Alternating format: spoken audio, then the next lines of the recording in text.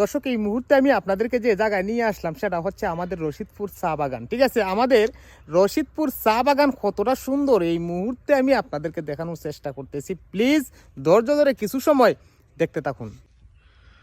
দর্শক দেখেন, এটা হচ্ছে আমাদের রশিদপুর চা বাগান। আসলে রশিদপুর চা বাগানের শুধু নাম শুনছেন, কিন্তু কোনোদিন যদি আমাদের চা গাছের সারি কোনোদিন না দেখে থাকেন, তো আমি বলবো আপনারা প্লিজ আমাদের হবিগঞ্জ ভিজিট করেন, রশিদপুর ভিজিট করেন। রশিদপুর ভিজিট করলে পরেই বুঝতে পারবেন যে আসলে এই হবিগঞ্জটা কত সুন্দর। দেখেন এই পাহাড়ের মধ্যখান দিয়ে কিন্তু এই রাস্তাটা চলে গেছে। ঠিক আছে, এই রাস্তার সৌন্দর্যের কিন্তু কোনো সীমাই নাই, যেহেতু পাহাড়ের মধ্যখান দিয়ে এই রাস্তাটা গেছে, যেহেতু এই পাহাড়ের সৌন্দর্যটাই কিন্তু আলাদাভাবে তুলে দিয়েছে এই রাস্তাটা। মানে এই পাহাড়ের ভিতরে কিন্তু আঁকাবাঁকা সড়ক অনেকই আছে, যেগুলা দেখলে আপনার মন জুড়ে যাবে।